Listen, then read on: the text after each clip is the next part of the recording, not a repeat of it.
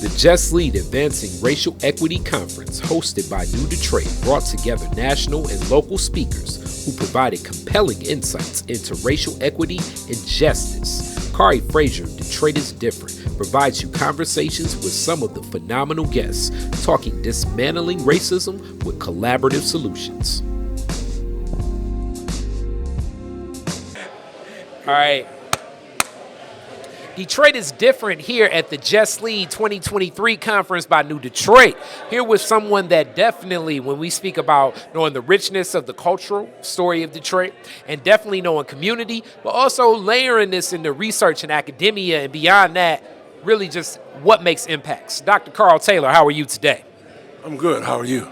All is well, all is well. So in today's discussion, you're in a panel talking about different things and how this connects and what this means. But before we even get to that lens, racial equity, from that lens of academia,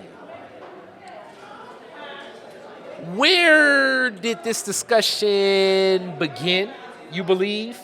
And where does this move past the discussion into action for academic institutions? Tough questions as always. You always ask the very tough questions. It began, I'm not sure. I think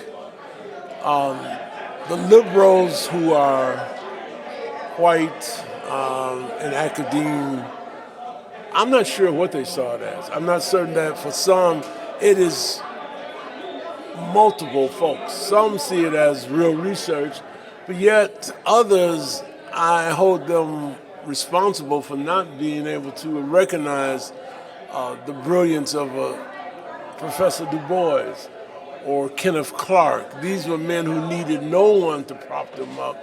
And so you have to ask yourself, where were you guys, on the watch? You make a good point. It's so entangled.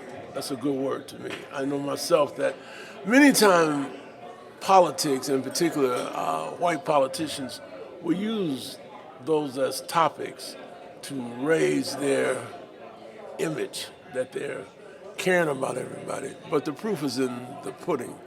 What were their actions?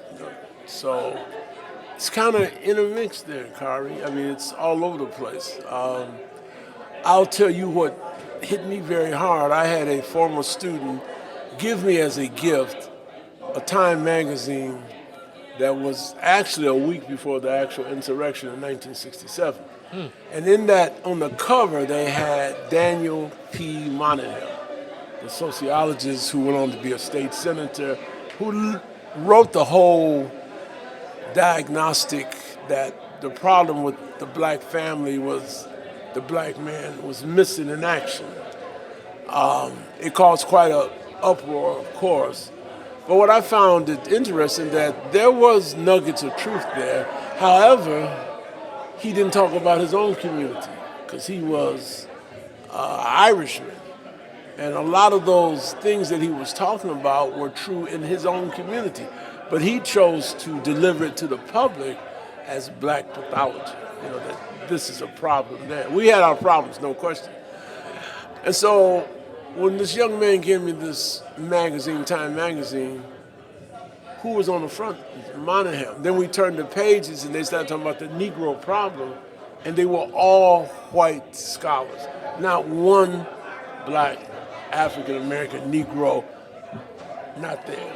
And yet you had the cutting work of Professor Kenneth Clark, who was there in New York. He's the one that did the dial experiment, the white dial and all that. He and his wife were top-notch social researchers.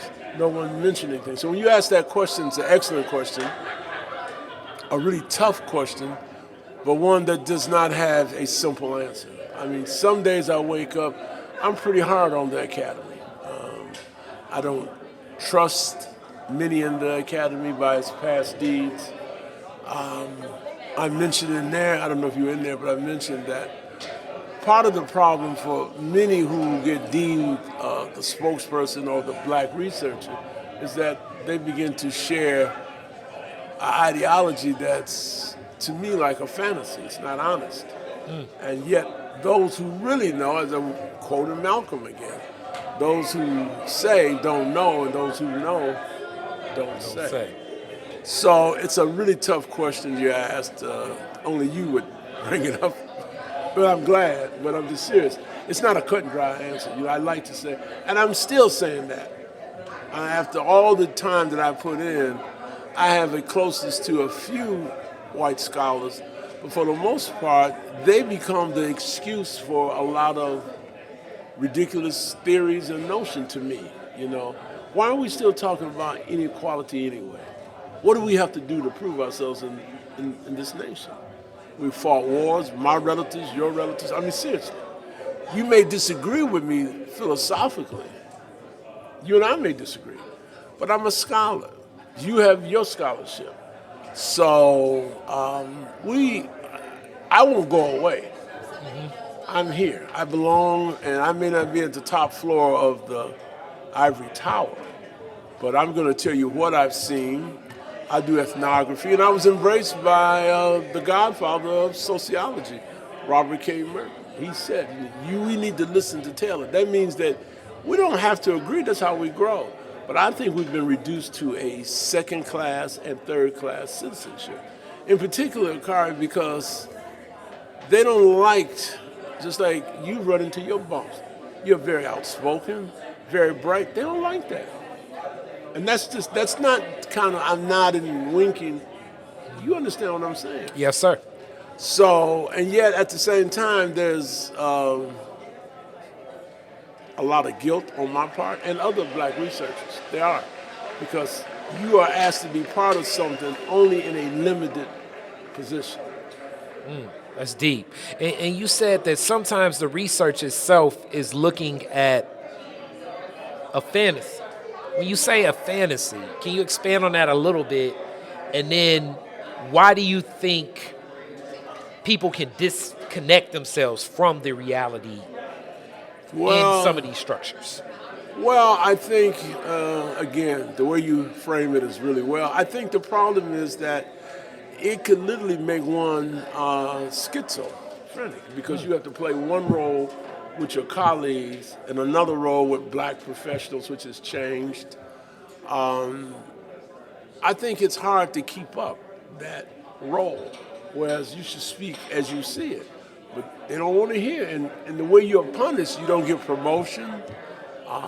You may not even get hired as the same as someone else. It's very punitive. And it's also not allowing outside data to come in. The work that's very important many times, like your work. Very much they'll say, and with me they use things like, Carl, Carl's a little sensitive. Yeah, I'm sensitive. I'm very sensitive. I'm trained as a professional, but it's okay when it's your emotions, but when that body falls on you, you don't say the same things to yourself that we can't do that.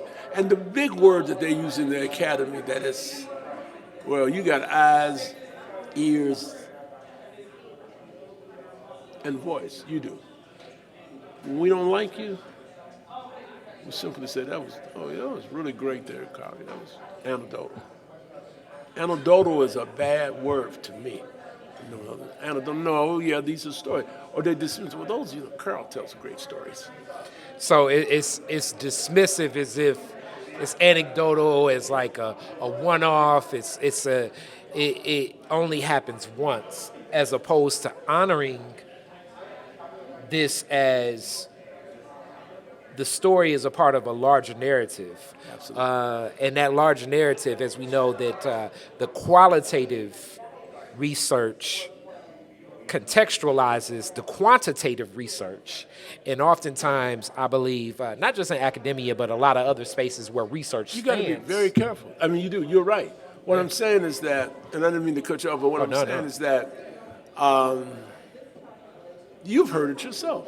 You're in the different worlds, and they'll be very critical of me. But then they'll get a Negro. I'm sorry, it's the truth.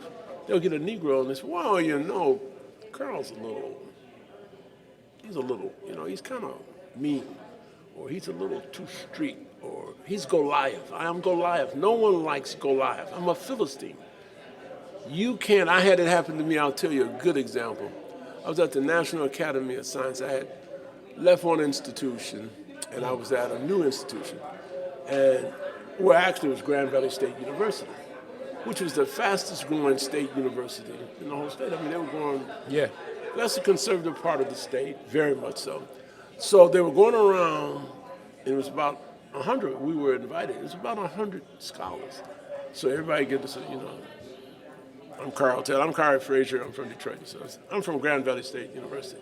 Well, the main guy that was after me said that I favor gangs, that I favor criminals, and all these things about my research.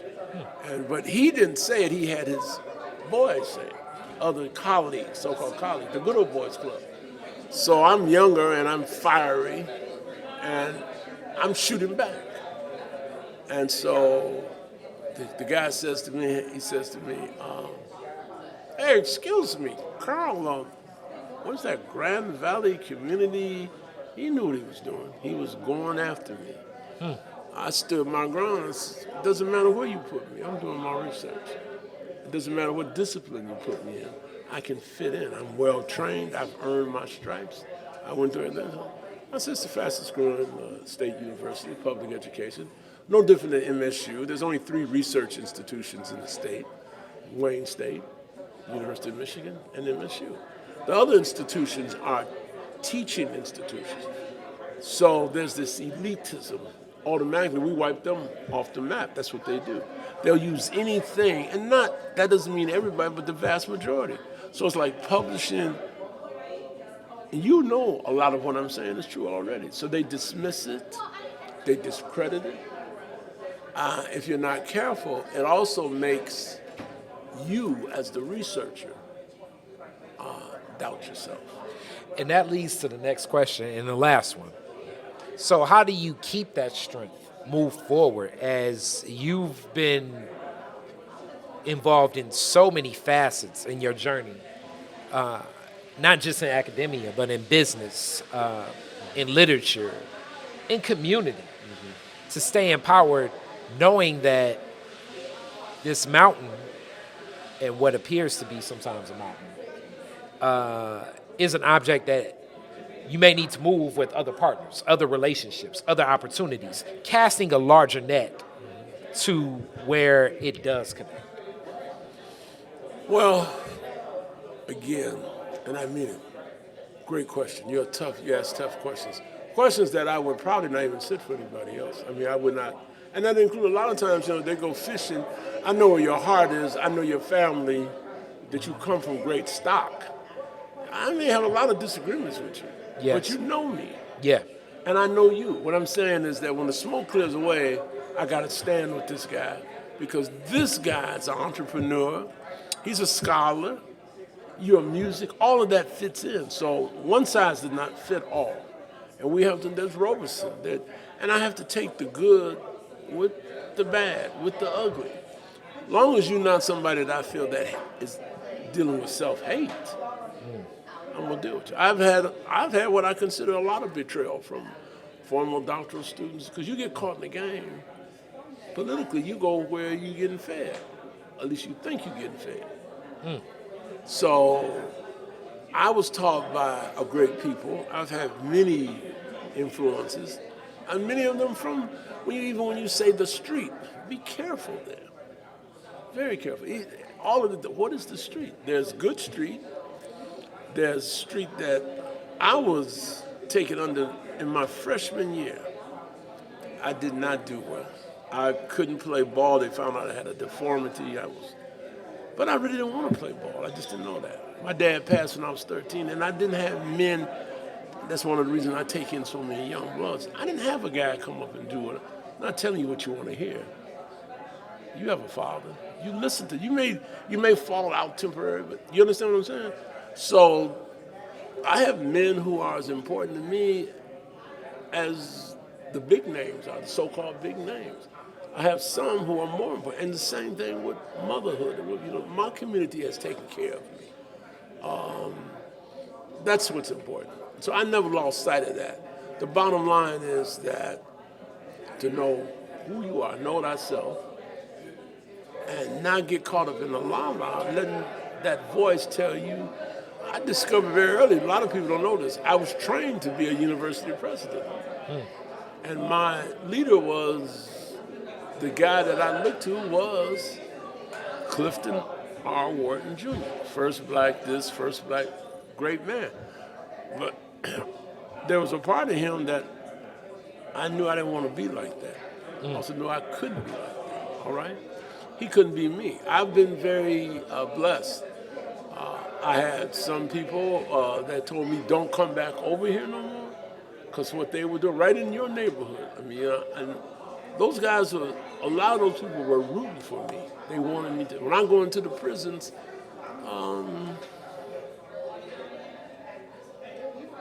for the truth, there I'm looking at myself. Sometimes it's disarming. I'm a very sensitive soul. And a lot of people wouldn't believe that, but I am. I mean, you go into the joint and you see a cat that you've been knowing half your life.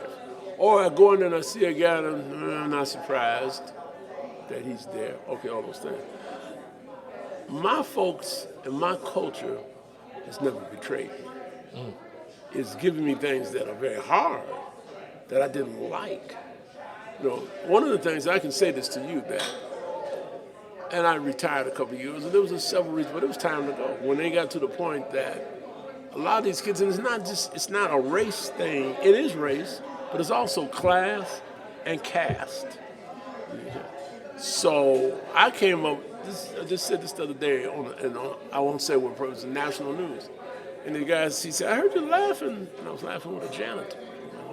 He said, what were y'all talking about? I said, you don't want to know.